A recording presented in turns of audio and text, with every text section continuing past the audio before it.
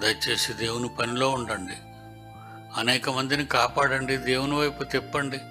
నక్షత్రాల్లా మీరు ప్రకాశిస్తారు అంటున్నాడు. మీ పేర్లు జీవగ్రంథమందు రాసుకున్నాడు అన్నాడు. మీకు మహాదూత అయినటువంటి మికాయేలు కాపలా ఇచ్చాను అన్నాడు. ఇంక మీరు ఈ లోకంలో దేనికి భయపడవలసిన పని లేదు. చక్కగా దేవుని కోసం నిలబడండి, దేవుని కోసం కార్యక్రమాలు జరిగించండి. ఈరోజండి మన సంఘం గురించి ఆలోచిస్తే గొప్ప సంగతి అండి. చాలా సంఘాలు ఉంటాయండి. ఆ సంఘాలలో ఉన్నవారంతా దేవుని సేవకు వెళదాం, కరపత్రాలు పంచుదాం, ధర్మకార్యాలు చేద్దాం, భోజనాలు పెడదాం, బట్టలు పంచుదాం పేదలకి అని అనుకోరండి. ఎవరు అనుకోరు. మన సంఘం పిల్లలే.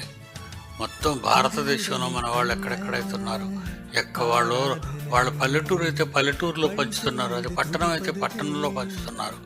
బాంబే, చెన్నై లాంటి మహానగరాల్లో మన పిల్లలు పనిచేస్తూనే ఉన్నారు. ఇప్పటి వరకు ఆకలితో ఉన్న వారికి అన్నం పంచుతున్నారు, బట్టలు లేని వారికి బట్టలు పంచుతున్నారు. ధర్మకార్యాలు చేయండి, పైసా పరక కూడబెట్టండి.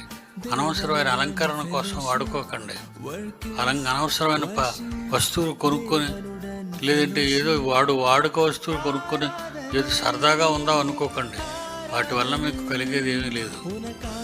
మీరు దేవునికి ధర్మం చేయండి, దేవుని పిల్లలకు ధర్మం చేయండి.